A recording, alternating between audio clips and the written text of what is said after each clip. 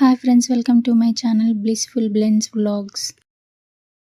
Hello friends, ఈరోజు నేను వినాయక చవితి సందర్భంగా రవ్వ కేసరి ఆర్ హల్వా ఎలా ప్రిపేర్ చేసుకోవాలో చూపించబోతున్నాను. దాంట్లో స్పెషల్ ఏముంది అని అనుకోకుండా వీడియో మొత్తం స్కిప్ చేయకుండా కంప్లీట్గా చూడండి. వేసే పదార్థాలని బట్టి, చేసే తీరుని బట్టి వంట రుచి కూడా మారుతూ వస్తుంది.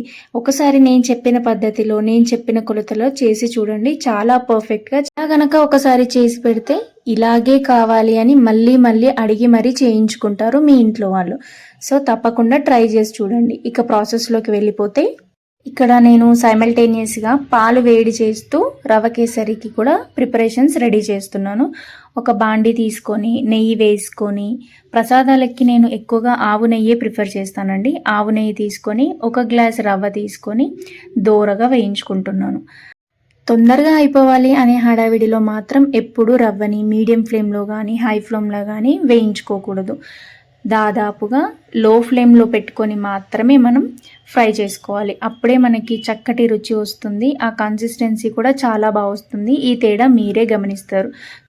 రవ్వ గనక నెయ్యిలో బాగా ఫ్రై అయింది అంటే చాలా మంచి అరోమా వస్తుంది. చూడండి, మనకి ఇక్కడ పాలు వేడైపోయాయి. అలాగే రవ్వ కూడా ఆల్మోస్ట్ గోల్డెన్ కలర్లోకి వచ్చేస్తుంది.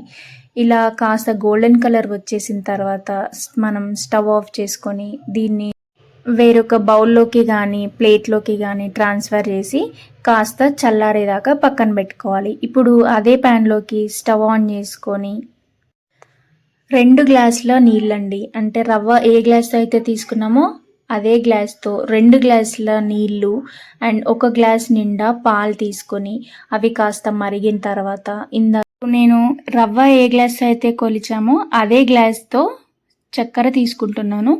ఇది మీడియంగా తినే వాళ్ళకైతే 1 గ్లాస్ సరిపోతుంది. మీరు ఎక్కువగా తినే వాళ్ళైతే ఇంకో ½ గ్లాస్ ఆఫ్ షుగర్ వేసుకోవచ్చు. చక్కెర కరిగిన తర్వాత ఇందాక మనం ఫ్రై చేసి పెట్టుకున్న రవ్వను కూడా వేసి కలిపి ఒక 10 నిమిషాల పాటు ఉడికించుకోవాలన్నమాట. రవ్వ పాలు నీళ్ళల్లో బాగా ఉడకాలి.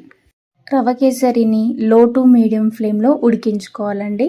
రవ్వ వేసిన తర్వాత 10 నిమిషాల పాటు ఉడికించుకుంటే మనం ఏ కన్సిస్టెన్సీలో అయితే చేసుకున్నామో అదే కన్సిస్టెన్సీలో చల్లారిన తర్వాత కూడా అలాగే ఉంటుందన్నమాట.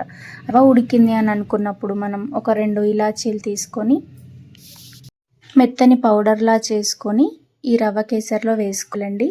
నేను ఇక్కడ రెడ్ ఫుడ్ కలర్ ఉంటే అది వాడుకుంటున్నాను. మీ దగ్గర ఏ ఫుడ్ కలర్ ఉన్నా అది వేసుకోవచ్చు. లిక్విడ్ ఫుడ్ కలర్ ఉంది, నేను అందుకే 6 డ్రాప్స్ ఆఫ్ ఫుడ్ కలర్ని వేసుకుంటున్నానండి. మనం చేసే ఏ ఐటెంలోనైనా 5 to 6 డ్రాప్స్ కన్నా ఫుడ్ కలర్ వాడొద్దండి. మీ దగ్గర పొడిగా ఉంది ఫుడ్ కలర్ అని అనుకుంటే చిటికెడు కన్నా ఎక్కువ వేసుకోవద్దు. అలా ఫుడ్ కలర్ వేసుకున్న తర్వాత మళ్ళీ 5 minutes వరకు బాగా కలుపుతూ ఉడికించుకోవాలి. అలా 5 minutes తర్వాత ఉడికిన తర్వాత కన్సిస్టెన్సీ అనేది కొంచెం చిక్కబడుతుంది. అలా చిక్కబడిన తర్వాత స్టవ్ ఆఫ్ చేసుకొని రవ్వ కేసరి పక్కన పెట్టుకోవాలి. ఇప్పుడు ఒక ప్యాన్లో నెయ్యి వేసుకొని, మీకు ఆప్షనల్, మీకు ఏ డ్రై ఫ్రూట్స్ కావాలంటే ఆ డ్రై ఫ్రూట్స్ వేసుకొని చక్కగా వాటిని గోల్డెన్ కలర్ వచ్చేదాకా ఫ్రై చేసుకొని ఈ రవ్వ కేసరిలో వేసుకొని మళ్ళీ స్టవ్ ఆన్ చేసి రవ్వ కేసరిని స్టవ్ పైన పెట్టేసి ఒక 2 నిమిషాలు సిమ్లో రవ్వ కేసరిని ఉడికించుకుంటే చాలా టేస్టీ అయిన మన రవ్వ కేసరి రెడీ అయిపోయినట్టే అండి. ఇలా ఒకసారి ట్రై చేసి చూడండి. పర్ఫెక్ట్ కొలతలతో చాలా టేస్టీగా ఉంటుంది. అలాగే నా వీడియోస్ నచ్చితే like, share and subscribe to my channel.